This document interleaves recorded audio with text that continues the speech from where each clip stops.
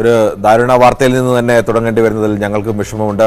ഭക്ഷ്യ വിഷബാധയേറ്റ് കാസർഗോഡ് വിദ്യാർത്ഥിനി മരിച്ചു. തലക്ലായിലെ അഞ്ജുശ്രീ പാർവതിയാണ് മരിച്ചത്. കാസർഗോട്ടെ ഹോട്ടലിൽ നിന്ന് ഓൺലൈനിൽ വരുത്തി കഴിച്ച കുഴിമന്തി കഴിച്ചതോടെയാണ് ശാരീരിക അസ്വസ്ഥത തുടങ്ങിയെന്നാണ് ബന്ധുക്കളുടെ ആക്ഷേപം. ഗുരുതരാവസ്ഥയിലായ പെൺകുട്ടി മംഗളൂരുവിലെ സ്വകാര്യ ആശുപത്രിയിലാണ് ചികിത്സയിലായിരുന്നു. അവിടെ വെച്ചാണ് മരണം ഉണ്ടായത്. കൂടുതൽ വിവരങ്ങളുമായി ഞങ്ങളുടെ കാസർഗോഡ് റിപ്പോർട്ടർ KV ബൈജു ആണ് ചേരുന്നത്. ബൈജു, മരണം സംബന്ധിച്ച് നമുക്ക് ഇതുവരെ ലഭ്യമായ വിവരങ്ങൾ എന്തെല്ലാമാണ്? കിരൺ ബാബു, തലക്കളായി ബേനൂർ സ്വദേശിനി അഞ്ജുശ്രീ പാർവതിയാണ് മരിച്ചത്. കാസർഗോട്ടെ അടുക്കത്ത വയലിലെ ഹോട്ടലിൽ നിന്നും ഓൺലൈനിൽ വരുത്തിച്ച കുഴിമന്തി കഴിച്ചതോടെ ശാരീരിക അസ്വസ്ഥത അനുഭവപ്പെട്ടു. തുടർന്ന് 31 വൈകിട്ട് കാസർഗോട്ടെ സ്വകാര്യ ആശുപത്രിയിൽ പ്രവേശിപ്പിക്കുകയായിരുന്നു. ഈ ഭക്ഷണം കഴിച്ച എല്ലാവർക്കും ഇത്തരത്തിൽ ശാരീരിക പ്രശ്നങ്ങൾ ഉണ്ടായിരുന്നു എന്നാണ് പറയുന്നത്. അഞ്ജുവിന്റെ ആരോഗ്യനില വഷളായതിനെ തുടർന്ന് മംഗളൂരുവിലേക്ക് മാറ്റുകയായിരുന്നു. ഇന്ന് പുലർച്ചയോടുകൂടിയാണ് മരണം സംഭവിച്ചിരിക്കുന്നത്. ഈ അഞ്ജുശ്രീ പാർവതി ഗോവിന്ദപൈ കോളേജിലെ ഡിഗ്രി വിദ്യാർത്ഥിനിയാണ്. എന്തായാലും മേൽപ്പറമ്പ് പോലീസിൽ ബന്ധുക്കൾ പരാതി നൽകിയിട്ടുണ്ട്. ഇതേ തുടർന്ന് അസ്വാഭാവിക മരണത്തിന് പോലീസ് കേസെടുത്തിട്ടുമുണ്ട്. ഈ മൃതദേഹം ഇപ്പോൾ അല്പസമയത്തിനകം കാസർഗോഡ് ജനറൽ ആശുപത്രിയിലേക്ക് എത്തിച്ച് ഇൻക്വസ്റ്റ് നടപടികൾ നടത്തും. ഇതിനുശേഷം പരിയാരം മെഡിക്കൽ കോളേജ് ആശുപത്രിയിലേക്ക് വിദഗ്ധ പോസ്റ്റ്മോർട്ടത്തിനായി മൃതദേഹം കൊണ്ടുപോകുമെന്നാണ് പറയുന്നത്. എന്തായാലും 2022 മെയ് മാസമാണ് കാസർഗോഡ് ഷവർമ്മ കഴിച്ച് ചെറുവത്തൂരിൽ ദേവനന്ദ എന്ന കുട്ടി മരിക്കുന്നത്. ഈ മരണം നടന്ന് 1 വർഷം പൂർത്തിയാകുന്ന മുമ്പ് തന്നെ മറ്റൊരു ഭക്ഷ്യ വിഷബാധയേറ്റ് എന്ന് സംശയിക്കുന്ന മരണം കൂടി ഉണ്ടായിരിക്കുന്നു. എന്തായാലും ഇതിൽ പോസ്റ്റ്മോർട്ടം റിപ്പോർട്ട് കൂടി വരേണ്ടതുണ്ട്. ഇപ്പോൾ പ്രാഥമികമായി പോലീസ് നൽകുന്ന വിവരം ഇത്തരത്തിൽ ഭക്ഷണം കഴിച്ചതിന് തുടർന്നുണ്ടായ അസ്വസ്ഥത തന്നെയാണ് ഈ മരണകാരണമെന്ന് തന്നെയാണ്. കിരൺ, ഇതിന് ശാസ്ത്രീയമായ പരിശോധനകൾ ആവശ്യമുണ്ട്. നേരത്തെ തന്നെ ഇതിങ്ങനെ ഒരു സംശയം ഉണ്ടായിരുന്നതാണ്. അത്തരത്തിലുള്ള എന്തെങ്കിലും പരിശോധനകൾ പോലീസിന്റെ ഭാഗത്തു നിന്ന് നേരത്തെ ഉണ്ടായിരുന്നോ, അതോ ഇനി മരണത്തിന് ശേഷം ഉണ്ടാവാൻ പോകുന്നതേ ഉള്ളൂ? പോലീസുമായി നമ്മൾ ബന്ധപ്പെട്ടപ്പോൾ അവർ ഇപ്പോൾ അന്വേഷണം ആരംഭിച്ചത് മാത്രമേ ഉള്ളൂ എന്നാണ് നമുക്കറിയാൻ സാധിച്ചത്. ഇത് സംബന്ധിച്ച് മേൽപ്പറമ്പ് പോലീസാണ് അന്വേഷണം നടത്തുന്നത്. ഈ ബന്ധുക്കളുടെ മൊഴി ഇപ്പോൾ മേൽപ്പറമ്പ് പോലീസ് രേഖപ്പെടുത്തിക്കൊണ്ടിരിക്കുകയാണ്. മൃതദേഹം കാസർഗോഡ് ജനറൽ ആശുപത്രിയിലേക്ക് മംഗളൂരിൽ നിന്നും തിരിച്ചിട്ടുണ്ട്. അല്പസമയത്തിനകം തന്നെ കാസർഗോഡ് ജനറൽ ആശുപത്രിയിലെത്തും. ഇൻക്വസ്റ്റ് നടപടികൾ പൂർത്തിയാക്കേണ്ടതുണ്ട്. എന്തായാലും ഈ ഭക്ഷണം കഴിച്ച ഈ എല്ലാവർക്കും ശാരീരിക അസ്വസ്ഥം ഉണ്ടായി എന്നാണ് ബന്ധുക്കൾ പറയുന്നത്.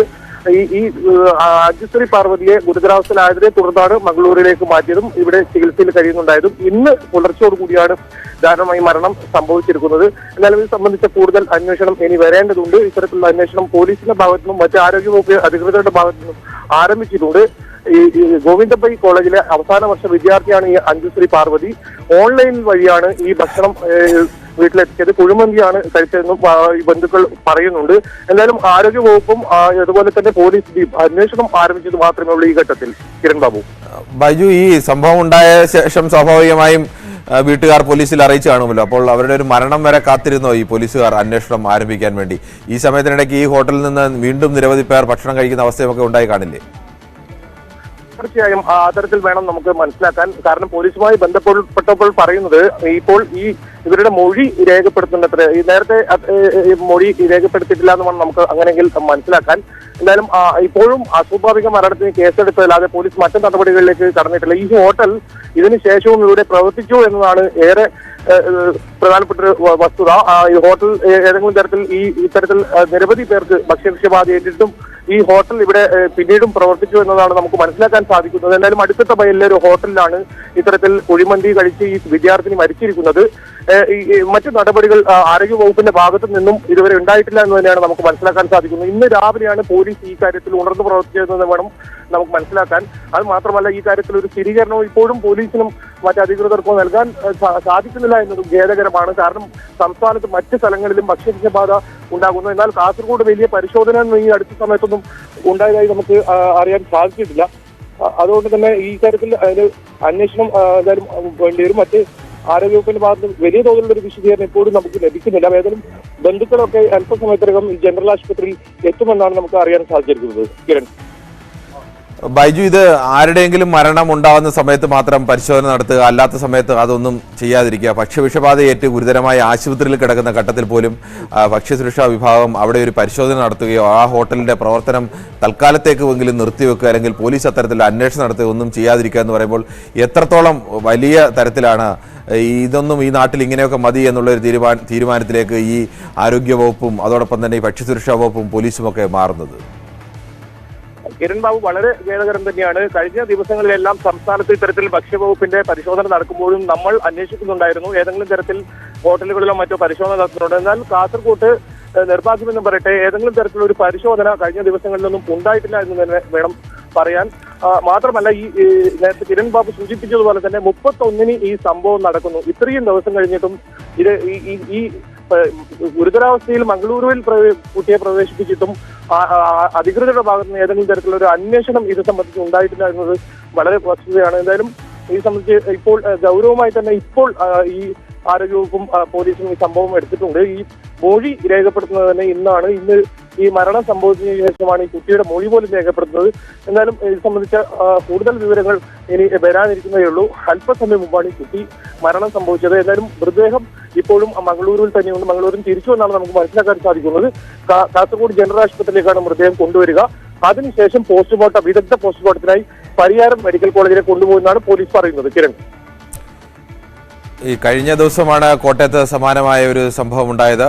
അതിലും ഇതേപോലെ തന്നെ ഓൺലൈൻ വഴി ഭക്ഷണം ഓർഡർ ചെയ്തതെന്നും ആ ഹോട്ടലിൽ നിന്ന് കഴിച്ച കുഴിമന്തി, മലപ്പുറം കുഴിമന്തി എന്ന് പറയുന്നൊരു ഹോട്ടലിൽ നിന്ന് കഴിച്ച ഭക്ഷണമാണ് മരണകാരണമെന്നുമാണ് സംശയിക്കുന്നത്. അതാണ് പ്രധാനമായും അവർ പറയുന്നത്. ഇനി ശാസ്ത്രീയമായി തെളിയിക്കണം, അത് മറ്റു വിഷയം. പക്ഷേ അങ്ങനെ ഒരു സംഭവം ഉണ്ടായിട്ട് പോലും സമാനമായൊരു സംഭവം കാസർഗോഡ് ഉണ്ടാകുന്നു.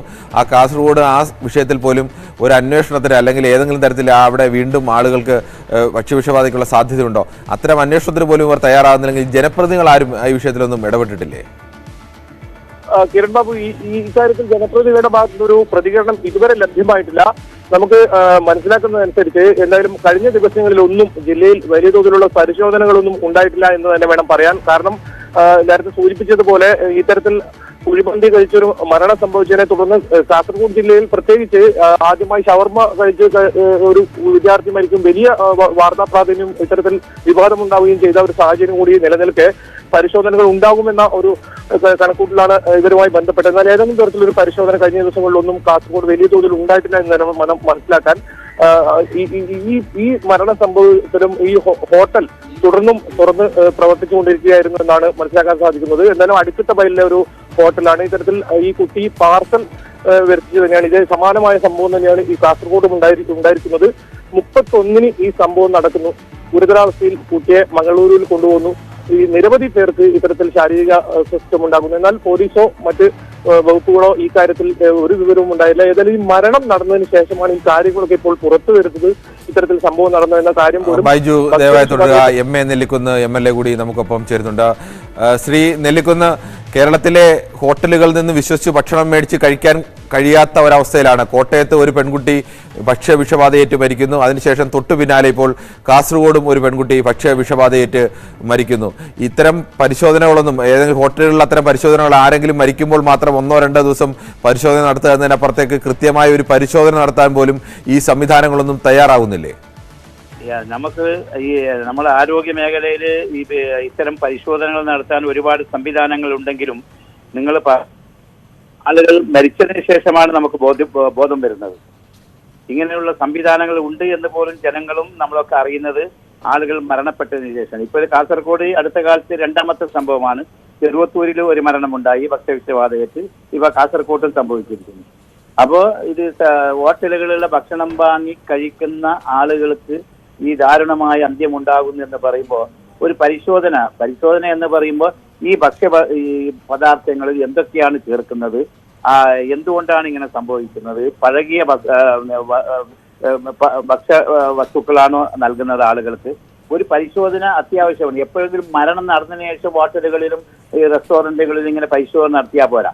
എല്ലാ ദിവസവും ഇവരുടെ അടുക്കളയിൽ എല്ലാ ദിവസവും പരിശോധനകൾ നമ്മുടെ ഫുഡ് സേഫ്റ്റിയുടെ ആളുകളും അതുപോലെ തന്നെ പഞ്ചായത്ത് മുനിസിപ്പാലിറ്റിയിൽ ആരോഗ്യവകുപ്പും നടത്തണം. എല്ലാ ദിവസവും ഞാൻ പറയുന്ന ഓരോ മണിക്കൂറുകളിലും ഇവരുടെ പരിശോധന അത്യാവശ്യമാണ്. ഈ കഴിഞ്ഞ ഡിസംബർ 31-നാണ് ഈ സംഭവം. ഉണ്ടായത് ഇത്ര ദിവസം കഴിഞ്ഞു. ഇത്രയും ദിവസമായിട്ടും ഇന്നാണ് പോലീസ് വീട്ടുകാരുടെ മൊഴിയെങ്കിലും എടുക്കുന്നത്. നിങ്ങൾ ജനപ്രതിനിധി എന്ന നിലയ്ക്ക് താങ്കളടക്കമുള്ളവരാരും തന്നെ ഈ വിഷയത്തിൽ ഇത്ര ദിവസം ഇടപെട്ടിരുന്നില്ലേ? അതോ ഇങ്ങനെ ഒരു വിഷയം അറിയാതെ പോയതാണോ?